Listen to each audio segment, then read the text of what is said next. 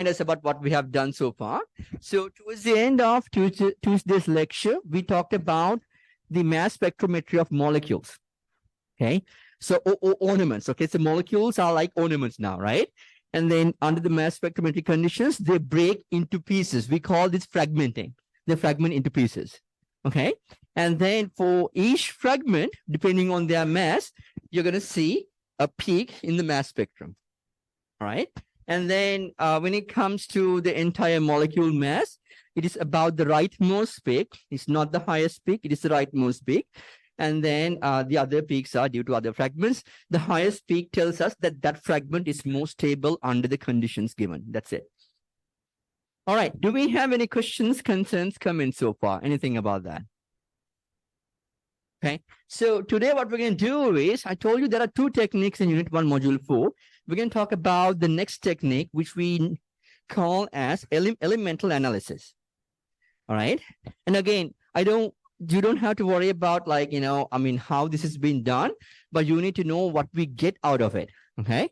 So from elemental analysis, if I can get this out of my way, something like that. Okay. So what we do is we take our sample and we burn it. Okay. And then we analyze the gases coming out from that combustion. Okay. And then we get carbon dioxide, H2O, sulfur dioxide, and, depending on what elements they have in the compound. Okay. And then at the end of elemental analysis, we are going to get this, the mass percentages of each element you have in the compound. That is important. That we appreciate. Okay. One more time. The elemental analysis tells us the mass percentages of each element we have in the compound. Okay. I want everybody to understand what is meant by the mass percentages. How many of you understand that? How many of you do not understand that? Mass percentages. You can be honest. I'm pretty sure. Really? Thank you. I appreciate your honesty. Okay. You know what? Okay. Most of you said you understood that. All right, let's try this. Okay. Here we go.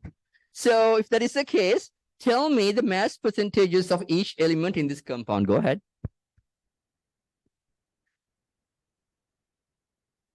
Here's what is meant by the mass percentage. Okay.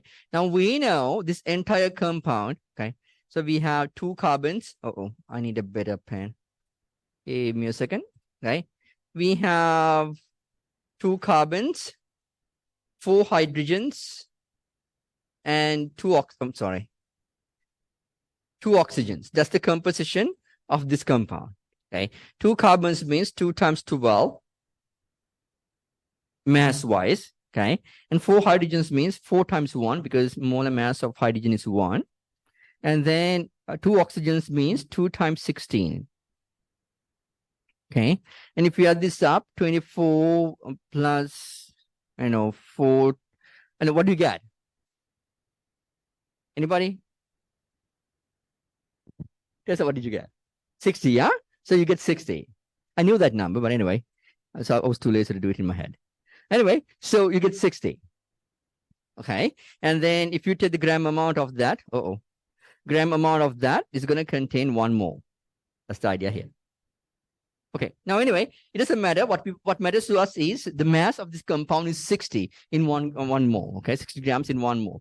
Now, out of this 60, okay, if you think about carbon, okay, we have 2 times 12 will be the mass of carbon here. So divide that by the total mass of the compound, which is 60, and then multiply that by 100 because we need the percentages.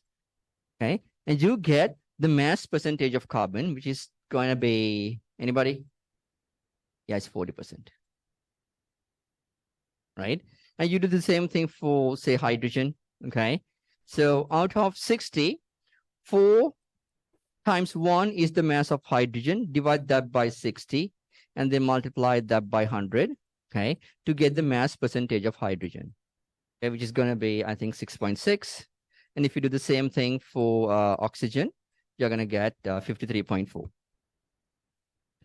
All right. Do we have any questions, concerns, comments about this? Okay. This is just to get an idea about what is meant by the mass percentages. Okay, what we are getting out of elemental analysis? Okay, we are getting the mass percentages. That's it. All right. Do we have any questions, concerns, comments, anything? Okay. Now, if that is the case, and we understand what mass percentages mean, what we want to do is we want to apply this. Okay. So what we usually do is we combine elemental analysis data with the mass spectrometry data. Oops. Mass spectrometry data to determine the composition of the particle. And what do I mean by the composition of the particle? What atoms and how many of them we have in a particle. That's the idea about composition. Okay. So this is an example of elemental analysis of a certain compound, 92.26% carbon and 7.74% hydrogen. And if you did the mass spectrometry on the same sample, you get this. Okay. Now, at your tables, can you determine the molar mass of this compound? Go ahead. Can we have the whiteboards out, please? Learning assistants, if you can distribute the whiteboards, that would be great. You don't have to collect them back. You can keep them there because I'll be using them for my afternoon class. Okay. So the molar mass is going to be something around 78.1 grams per mole. Okay. How do you know that? That is from the mass spectrometry data. All right. Do we have any questions, concerns, comments about this? Let's say 78. Forget about 0.1. Okay. 78. All right. Now, so by the way, that's the most important information we get from the mass spectrometry, the molar mass of the compound. Okay. And then we're going to combine that with the elemental analysis data to determine the composition. Okay. So how many of you read about how to determine the composition by reading the textbook? Can I see the hands? Yeah, we have some of us. Okay. Okay. All right. Okay, not everybody, but I think that was yesterday's reading assignment, isn't it? No? That was the plan at least. Okay. Okay. All right. Now that's okay. Now, here's the thing. I know that, there's something in the textbook, but I'm going to do it a little bit differently here than what is discussed in the textbook. Okay. Let me switch to my notebook for a second. If I can. Oops.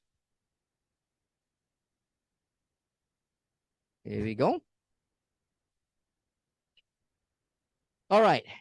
Uh-oh. I need the values.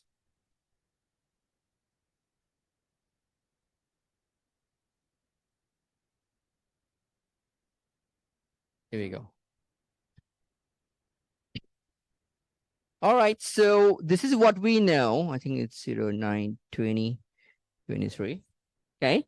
So we are given the molar mass to be 78 grams per mole.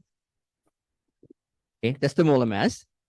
And then we are told the mass percentages of carbon and hydrogen. Okay. So what this tells us is if you take 1 mole of this, no, I need to maximize this. I'm sorry. What this tells us is if you take 1 mole of this compound, that will have a mass of 78 grams. Okay. Out of that, now I forgot the percentage of carbon. Okay. 92.26%. Percent means per 100. Per 100 is the mass of carbon. Okay. So we got the mass of carbon in this compound. And once we have the mass of carbon, if you divide that by the molar mass of carbon, which is, what's the molar mass of carbon? Thank you. 12 grams per mole, right? Guess what? We're going to get the moles of carbon in this compound. Can somebody tell me what value you got for this?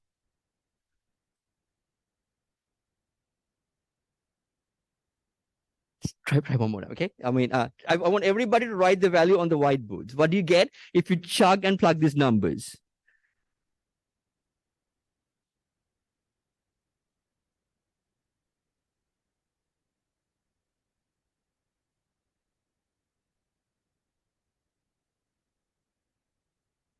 Thank you.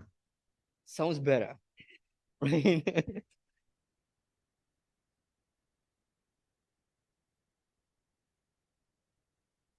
All right. Can I now? Now I know that some of you are still thinking about what you did from the textbook. Okay, I'm asking about something else. All right. Can I see what we have on your whiteboards about what you get? About 5.99 or about 6 moles, right? If you do that, yeah, thank you. You get about 6 moles of carbon in it. Okay. So it tells us in 1 mole of this compound, we have about 6 moles of carbon. That's what it tells us. Right. And then we do the same thing for hydrogen. Okay. Out of 78 grams, 7.74, is that right? Let me check the value one more time. Yeah, 7.74 is the percentage of hydrogen. So 7.74 out of 100 per 100 is the mass of hydrogen. And if you divide that by the molar mass of hydrogen, which is 1 gram per mole, okay, you should get the moles of hydrogen in the compound. Can somebody tell me what value you got? Thank you. Again, around 6, right? So if you plug and chug these numbers into your calculator, you get about 6 moles. Okay. So here's what it tells us. If you take this compound, it contains carbon, okay, and carbon 6 moles and hydrogen 6 moles. That's what it tells us. So we write the number of moles of carbon and hydrogen or whatever the elements they have as subscripts for these element symbols. Okay. And this is what we call the molecular formula of the compound. This is the molecular formula of the compound.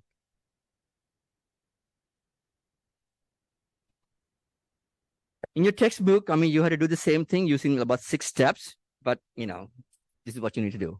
All right. Anyway, what questions, concerns, comments do we have at the moment? Anything? Okay. Now, there's something else we need to appreciate because, I mean, you can get questions about that, and that is called the empirical formula. The empirical formula is the lowest whole number ratio between the elements in a compound. So right now we see that we have 6 carbons and 6 hydrogens. Okay. This can be further simplified. Okay. If you simplify this ratio, what do you get? Come that again? It's 1 to 1, right? So this is basically, I mean, everything can be divided by 6. Okay. That means you're going to get C1 and H1. That's going to be the simplest ratio between the elements in the compound. Okay. Simplest whole number ratio between the elements in the compound, and that is called the empirical formula. You usually don't have to write 1. 1 is implied. That's why I did not emphasize on 1. Okay. This is called the empirical formula. That's it. We're done with Unit 1, Module 4. All right. What questions, concerns, comments do we have at the moment? Anything? Any questions, concerns, comments? Louis, how are we doing? Any questions? No, not yet. Okay, just checking. All right. So with that, I want to do one other thing though. I know that some of you like the textbook method, so I'm going to go over that roughly, okay, with the same information. So bear with me. Okay, here's how it goes. So first, you consider 100 grams of the compound. If we take 100 grams of the compound, 92.26 grams will be carbon. That is from 92.26% means, okay, that's how many grams of carbon in 100 grams of the compound. And 7.74 grams will be the mass of hydrogen. Then you divide these masses by the molar masses of these elements. And when you do that, this is where the 7.68 came from. Some of you told me 7.68. Yeah, this is where it came from. Okay, so if you divide these numbers, divide the mass by the molar mass, you're going to get 7.68 moles for carbon and 7.68 the same moles for hydrogen. Okay, and then you divide these numbers, this number of moles, from the lowest number out of these two. What's the lowest number out of these two? What's the lowest number out of these two? They're the same, right? There's no lower, there's no lower number here. They're the same. So you divide by 7.68, okay, in this case. And when you do that, you get the lowest, smallest whole number ratio between the element. Okay, so we had, give me a second. We had 7.68. We divided 7.68 by the lower number here, which is 7.68 again. Okay, you get 1 and 1, and that is going to give us the empirical formula. And once you get the empirical formula, you get the molar mass of the empirical formula, which is carbon is 12, hydrogen is 1, 12 plus 1 is 13. Okay, and that's how we get the 13 grams per mole. And then you divide the molar mass of the entire compound from the mass spectrometry by the molar mass of the empirical formula to get this factor. In this case, we're going to get a factor of 6. And then you multiply the subscripts of the empirical formula with that factor to get what we call the molecular formula. You're done. That's it. Okay. So both methods work. I mean, it's totally up to you what method you want to work. Use in an exam or a quiz or anything like that. Yeah, it's totally up to you. All right. What questions, concerns, comments do we have at the moment? Anything? Yes. What's your name, sir? What's your name? Thank you. Okay. Okay. So give me a second. So now, okay. Yeah. So this is much better than the gas laws. Okay, I understand. But if you do something challenging, I know gas laws can be challenging, but it makes you a better person over people who who cannot do that. All right. So I ask you to challenge yourself daily. If you do not, you don't grow. You will stay at the same place. Okay. So there's a reason why Elon Musk moved to California. Okay. He wanted to be around certain people. Okay. So you need to, do that. I invite you to challenge yourself every day. Otherwise you won't grow. Okay. But it's okay. No, but give me a second. So for exam 2B though, you're going to get more calculations than this. All right. We are going to be dealing with, did I tell you my photon shock yet? No photon shocks yet? Okay, no jokes for you. All right. Anyway, so we're going to be dealing with the photons, okay, which is going to be fun. Okay, but we will learn how to do this, hard stuff. Okay, that's going to be the goal for me to help you, learn something new, something challenging, so that we can grow together. All right. Now, let's do this, okay? Here's a question for you. Let's just apply. At this moment, we are done with Unit 1, Module 4. We're just applying now, okay? Here we go.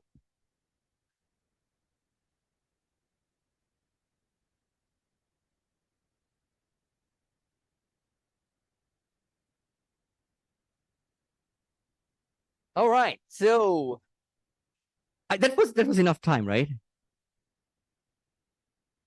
No, that was enough time. Okay. Now, I gave you 3 times more time than you needed for this question. Okay. So if you take longer than that, you're definitely doing something not right. So we're going to fix it. Okay. So now here's the thing. Now, again, this is about, seeing the forest from the trees. You can be given more information, but you need to be able to see the big picture. Okay. So you are asked to find the molar mass of the compound. That's it. Oh my goodness. Give me a second. Okay. The molar mass of the compound, which is given by the rightmost peak of the mass spectrum over here. And you go over here and then read the value from the x-axis. That's it. You're done. It's around, I don't know, 111 or 110. Let's go to 111. 111 grams per mole. That's it. And this should not take more than, I don't know, 30 seconds. Yeah. Anyway, do we have any questions, concerns, comments about this? Anything? All right, I'll reopen the question for you. But anyway, that was more than enough time. Go. Now, all clear my doodling. With that, I'm going to move on to the first question I gave you at the beginning of the class today, which is this.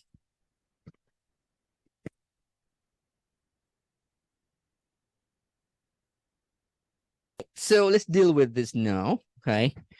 By the way, What's the molar mass of this compound again? I mean, I know that not everybody agrees with 111. Some people say 110. Some people say 112.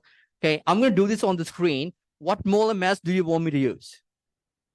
112. Okay, I'll use 112. All right, because you asked me to do so. All right, now let's do this. Here we go. I need the numbers first. Okay, so we know this is done. The molar mass of the compound is 112 grams per mole. Okay. And then out of that, okay, carbon is 65.45%. Hydrogen is 5.49%. And then oxygen is 29.06%. Those are the information given to us. Okay. Now I can go full screen for my document. Okay, so here we go. These are the information given to us. This is from the elemental analysis. This is from the mass spectrometry. Okay, so what we know is out of 112 grams, 65.45% per 100 is the mass of carbon. And then if you divide that by the molar mass of carbon, which is 12 grams per mole, you're going to get the moles of carbon in 1 mole of this compound. Can somebody tell me the value you got for this? What did you get? Carter, what did you get? That's okay. You should get, yeah, let's do, anybody who uses 112, you know, let's do it together. Write the value on the whiteboard. That's okay. Okay. What did you get, means? 6.1. Okay, close to 6.1. Is it closer to 6 or 6.1? Anyway, so it's around 6, right? Let's say 6 point, it's around 6 moles. And then if you do the same thing for hydrogen, 112 grams, 5.49% per 100 is the mass of hydrogen. Divide that by the molar mass of hydrogen, which is 1 gram per mole. What do you get? Yeah, it's around 6 again. 6 moles. And then let's do oxygen. Okay, 112 grams is the entire compound. Out of that, 29.06 per 100 is the mass of oxygen. And divide that by the molar mass of oxygen, which is 16 grams per mole. You get the moles of oxygen. What did you get? Yeah, around 2 moles. So what it tells us is we have carbon 6, hydrogen 6, and oxygen 2 in 1 mole of this compound. Therefore, our molecular formula for this compound is this. Molecular formula.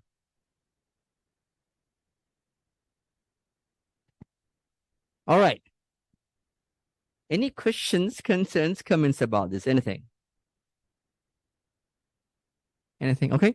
So let's see how many of you got to this answer. Okay. All right. And then here, look at that. It's beautiful. Almost 90%. This is 85%, I think. 88%, which is great. Okay. Now, yeah, here's this molecule, by the way. Okay. It's called hydroquinone. And it looks like this.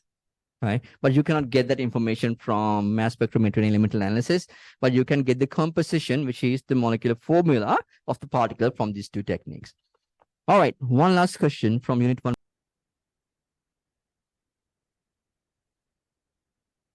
All right, I think there should be enough time for this question. I'm going to close it in 5, 4, 3, 2, and 1.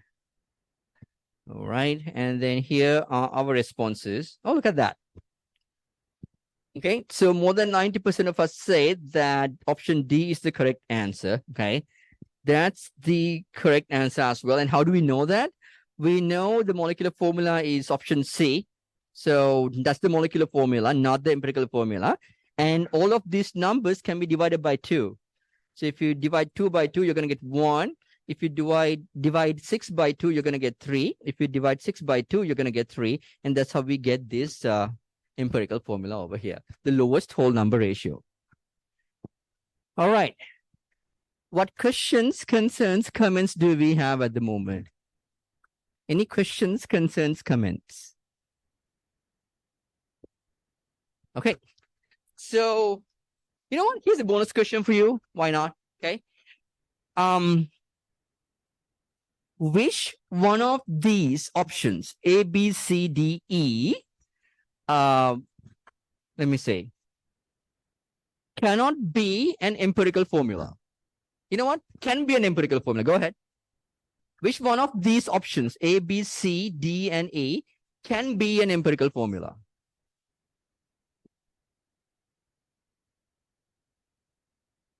The answer for this question is D, of course. Okay, that can be an empirical formula. Are there any other options that can be an empirical formula for different compound? And what are those? Go ahead.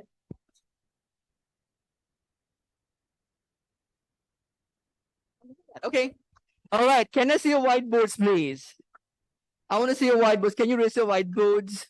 Okay. I see A, B, E. Okay. I see A, B, E, and also D, right? We already selected that. Okay. So all the other options except for option C can be an empirical formula. Yeah. So how do we know that? Now, you see that these numbers cannot be further simplified. Okay. So for option A, we have 3, 6, 2. We cannot further simplify this. Therefore, this must be the lowest whole number ratio. Okay. And we have 3, 6, and 1. Okay. We cannot simplify 1 further. Therefore, that's an empirical formula. By the way, this can be molecular formulas as well. Okay. And then C3H3O and C6H6 and O, because we cannot divide 1 further. Okay. It's going to be the lowest whole number ratio. All right. Any questions, concerns, comments at the moment? Anything? Okay. So we know how to identify molecular formulas and empirical formulas and how to deal with mass spectra and elemental analysis at the moment. All right. So with that, what I want to do is I want to spend a little bit time giving you a preview of coming attractions for Unit 2. Okay. So far, up to today's lecture, we have learned how to determine the composition of the particle. That means what atoms and how many we have in a particle. That much we know. Okay. But that doesn't seem to tell us, okay, which atoms are bound to which other atoms. In other words, the connectivity between the atoms. Okay. For an example, okay, I'll show you a famous molecule. I was trying to get one of these today, but I could not. Okay, this is aspirin. All right. So in aspirin, we see that we have carbons bound to oxygens, and then one oxygen is bound to hydrogen, and there are some other carbons bound to carbon only, and then so forth. Okay. So that is called the connectivity between the atoms. So the bonds we have in this molecule. That information we cannot get using mass spectrometry and elemental analysis alone. Okay. We need to have another technique, and that technique involved the use of light. Okay, so what we're going to do now is in Unit 2, Module 1, we're going to talk about light. That's it. Okay, and then when we come back on next Tuesday, we will talk about the interactions between the light and matter, which you already know, but that's what we're going to be doing in Unit 2, Module 1 entirely. Okay, all right, so let's talk about light. By the way, on your whiteboards, what is light? You can talk. I think most of you, it's photons. Okay, I say that photons. All right, anything else that I missed? Radiation that can be seen with the human eye. That's the visible light. Okay, part of the light. Yeah, and the wave and particles. So yeah, so is that Schrodinger's equation? Oh, nice. Okay, all right, all right. Anyway, now, yes, the light can be a wave or a particle. It can be both. Okay, we call this the wave-particle duality of light. Okay, so I think this was coined by a scientist called de Broglie. Okay, now anyway, so we agreed that the light can be a wave, okay, and light can be a particle, but let's consider the wave nature of light first. Right, here's a simulation for you. Okay, if it is a wave, all right, we see a wave like that. Okay, let me go back to my notebook for a second. Okay. So if we have a wave, and we are in unit 2, by the way, unit 2, module 1. Okay.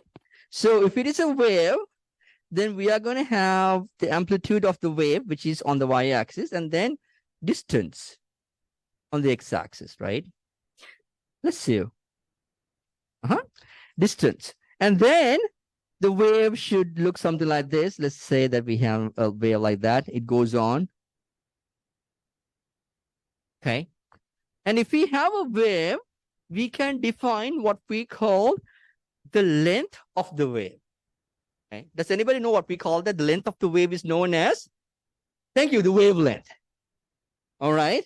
So that can be from the beginning of the wave to the end over here. Okay. Or from one crest to another.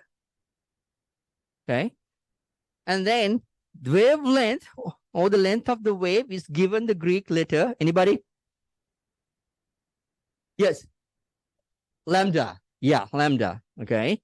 It's given the term lambda, the Greek letter lambda for the wavelength. All right. So let's define that. So lambda is the wave length. Okay. Usually in our equations, when we solve equations, I'm sorry, we're going to have a lot of equations with this. Okay.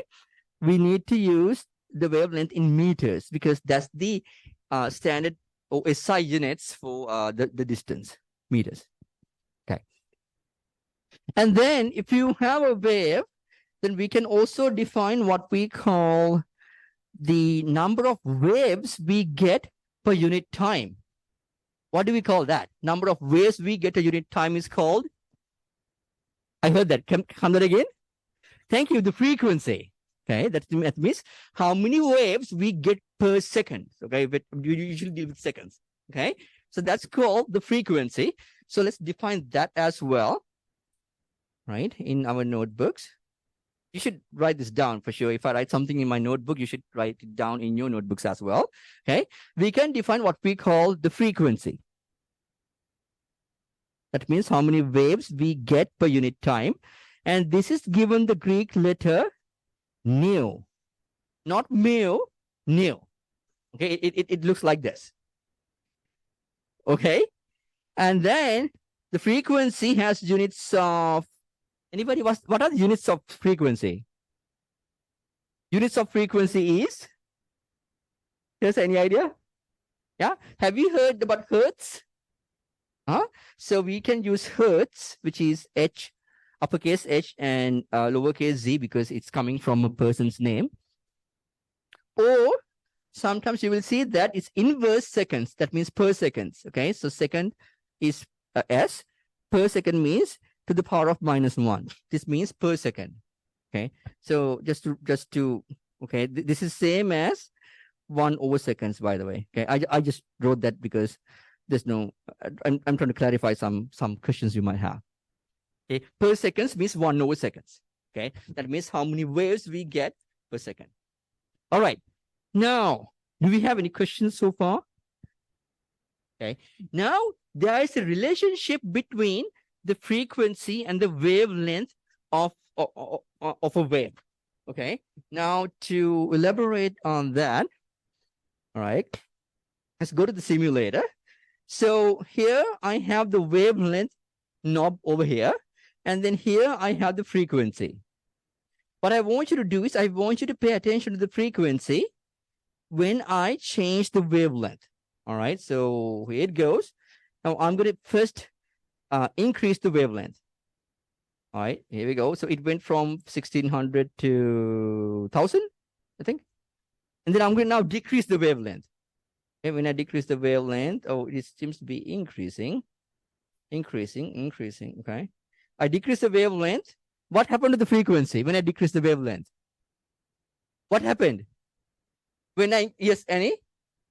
Yeah, when I decrease the wavelength, the frequency increases. When I increase the wavelength, the frequency decreases. Okay, so in other words, between frequency and wavelength, what kind of a relationship do we have? Inversely, thank you. I heard that from, okay, it's inversely proportional to each other. Okay, the frequency and the wavelength are inversely proportional to each other. So let's go back to our notes. and make a note there as well. Okay. So I'm going to get rid of my doodling first. Oops. Never mind, I cannot do that. Okay. Anyway, so yeah, so what we noticed was frequency is inversely proportional to the wavelength. In other words, it's 1 over lambda. Frequency is inversely proportional to wavelength. We can indicate like that. Now, you know that we don't like the proportionality sign. We want to get rid of that. What do we do to get rid of the proportionality sign? Anybody? Thank you. Introduce a constant, right? So I'm going to say frequency is equal to a constant times 1 over lambda, or C divided by lambda. Okay. And this C over here is a very special constant. What does anybody know what this is? C is the, thank you, the speed of light. Okay. This is the speed of light. Okay. And it has a value close to 3 times 10 to the power of 8 meters per second. Okay. And now we have a relationship between the frequency and the wavelength over here. So if you know the frequency, we can calculate the wavelength, or if you know the wavelength, we can calculate the frequency, because C is a constant. All right. What questions, concerns, comments do we have? This is all from the wave nature of light. Yeah? Any questions, concerns, comments? Anything you done? No? Okay. Now let's do one other thing though, okay? I want to consider the relationship between the energy of light and its frequency. Okay, this is coming from the particle nature of light. Okay. So from first of all, this is from the wave nature. And then from the particle nature of light, we have seen that the energy of a particle of light is called, anybody? Particle of light is called photon, right? Have you heard about the story of photon checking into a hotel? And then the bellhop came and then asked about the luggage, and he said, "I'm traveling light today." Okay, anyway, okay. You get it? You get it? Okay. All right. So anyway, so they have seen that energy is directly proportional to its frequency. Okay. So energy of a photon happens to be directly proportional to the frequency. And again, we don't like the proportionality sign. We're going to get rid of that by introducing a constant. So instead of that, we can say energy is equal to a constant times frequency. So H is the new constant I introduced today. Okay. And this H is, anybody? What is H? It's coming from quantum mechanics. H is the, there you go. Yeah, it's Planck's constant. Yeah, this is called the Planck's constant. Okay. So it's a constant, Planck's constant. Okay. And it has a value of 6.626 times 10 to the power of minus 34 joules seconds. I think you can verify that, you know. You can ask Lama. Anyway. All right. Now that is the relationship between the energy and the frequency of light. Okay. And say that you are not given the frequency, you are only given the wavelength. All right. You can still calculate the energy of that light, because energy is equal to, instead of writing frequency, I can write C over lambda now, because C over lambda is the frequency. So HC over lambda. Okay. So both these equations, let me put it in a red box. Okay. Gives us energy per photon. Okay. This gives us the energy per photon. All right. Any questions, concerns, comments at the moment? Anything? Wait a second. Any questions? Okay. Now, we derive these equations, okay, using the wave and the particle nature of light, okay. So this is from the particle nature of light. Yeah. All right. Now, with that, what I want to do is I want to try to apply this. Okay. So now I know, I mean, I'm still working with this, the molecule called rhodopsin, okay, which is a G protein coupled receptor responsible for your vision under dim light conditions. By the way, G protein coupled receptors are really important because this is the reason why you breathe and regulate your blood glucose, you smell, you taste, whatever you do, that is due to G protein coupled receptors. That's an important class of proteins. Okay, anyway, now the point is I've been working with rhodopsin for, I don't know, for 13 or 14 years now. Okay, I know for a fact that this protein, which is found in your rod cells in your eye, okay, responsible for vision under dim light conditions, okay, is absorbing the radiation maximally around 500 nanometers. Okay, that's what it absorbs, 500 nanometers. Okay, something that's basically green light. Okay, anyway, now what I want you to do is I want you to calculate the energy of a photon absorbed by this molecule called rhodopsin. All right, so here are the details again. Okay, we're talking about rhodopsin. All right, it absorbs light maximally at 500 nanometers. I'm going to write lambda sub max here. I mean, you will get used to it because you will come across this. Have you seen this in the lab already? Lambda max? Oh, okay. Yeah, you know that. You know what I mean. Anyway, lambda max to be 500 nanometers. Nanometers. Okay. If you can remember, 1 nanometer is 10 to the power of what meters? Anybody? I wrote that already. 10 to the power of minus 9 meters. Okay. So what I want you to do is I want you to calculate the energy of this photon. Energy of this photon. Go ahead.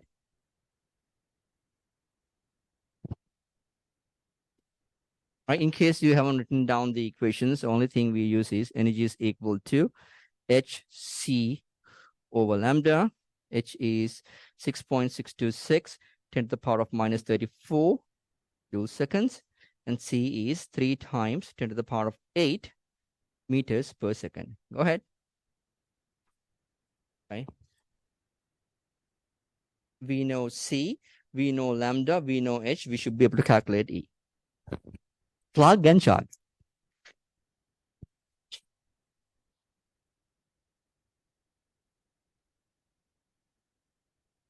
Already have a number, which is great. But it's okay. I mean, take your time when you do it for the first time, and then once you get used to it, you can do it very easily. But anyway, take your time, especially at the beginning, to learn all the places where you can make a mistake, okay? So that we can avoid them during high stakes assignments, okay? So energy of this photon must be H is 6.626, 10 to the power of minus 34 joules seconds, and C is 3 times 10 to the power of 8 meters per second, and divide this by the wavelength, which is 500 nanometers. But wait, nanometers do not match with the units of the speed of light. If we have meters, we have nanometers.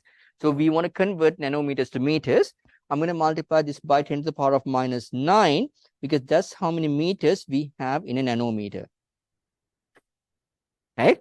So when you do that, nanometers cancel out, meters cancel out, seconds cancel out. You're going to end up with joules. Right? Joules. And that number is, Carter, what did you get again? 3.97, say 756. Okay, 10 to the negative 19 joules. All right. Thank you, Carter. Do we have any questions, concerns, comments about this? Carter, I gave an extra assignment. I asked you to calculate the kilojoules per mole. Did you do that already? Don't tell me the answer. All right. Okay. Now here, what we calculated was the energy per 1 photon. What I want you to do now is I want you to calculate the energy of 1 mole of photon, okay, and in kilojoules. So that will have units of kilojoules per mole. Go ahead, convert this to kilojoules per mole.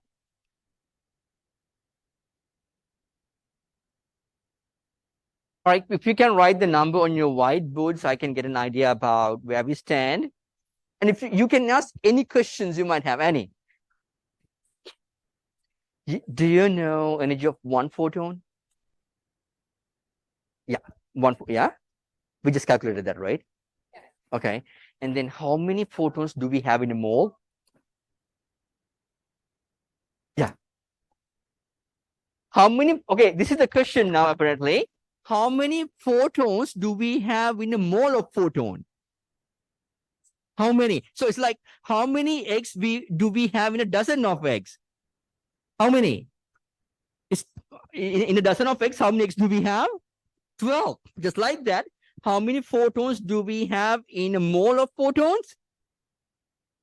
Yeah, that huge number. Okay, 6.022 times 10 to the power of 23 photons we have in a mole of photon. Any? Yeah? Yes.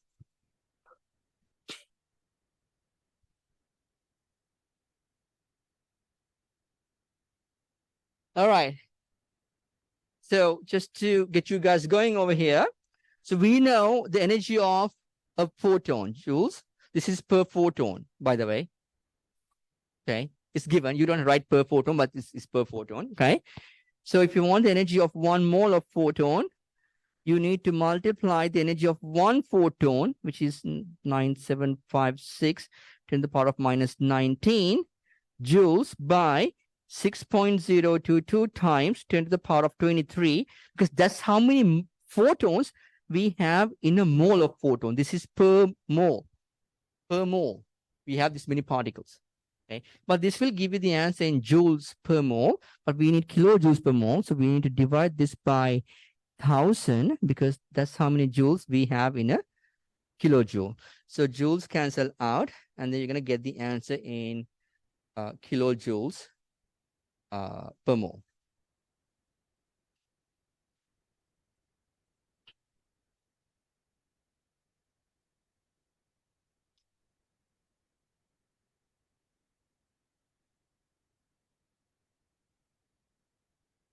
All right.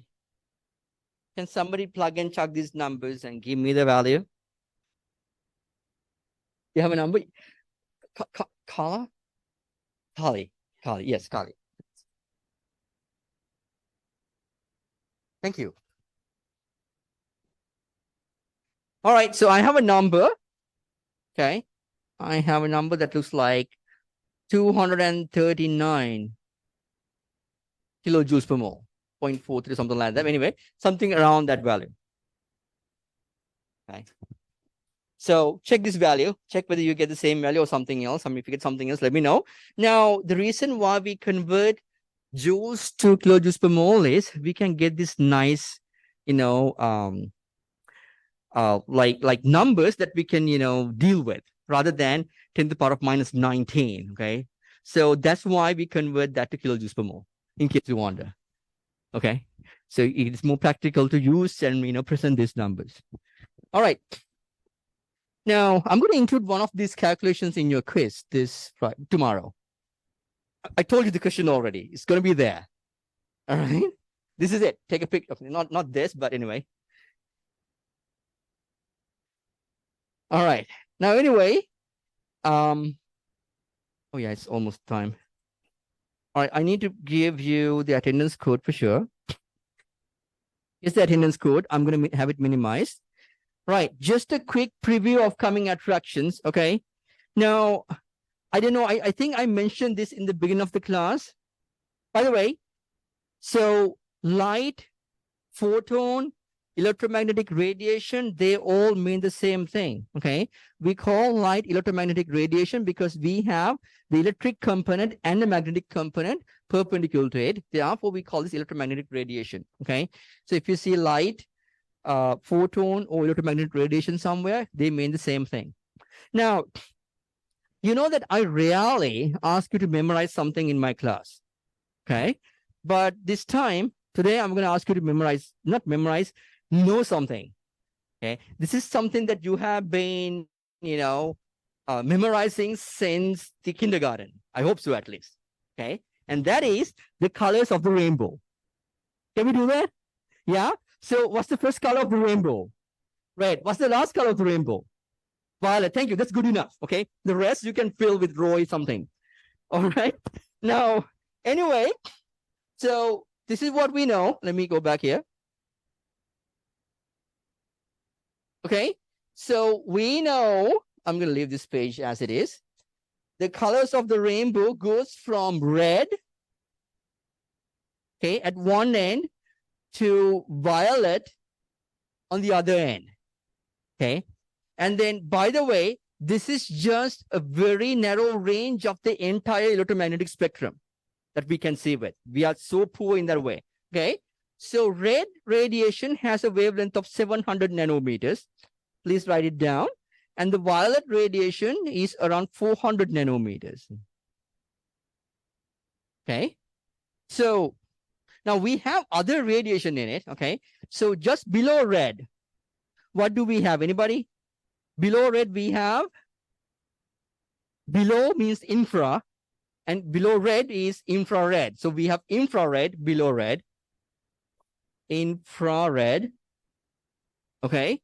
They have wavelengths longer than 700 nanometers. Below infrared, what do we have? You have this at home. It's called microwaves. Maybe you have heard of it. Yeah. So below infrared, we have microwaves. Microwaves. Okay. And then below microwaves, we have, maybe you have heard of that, radio waves. So they have this in hospitals, like they have radio labs because they do nuclear magnetic resonance imaging, or MRI in short. They drop the nuclear part not to scare people. Anyway, in the hospitals. Okay, one more thing. So beyond violet, what do we have? Thank you. Beyond violet, that means shorter wavelengths than violet, we have ultraviolet. Ultraviolet. And then beyond ultraviolet, we have X-rays.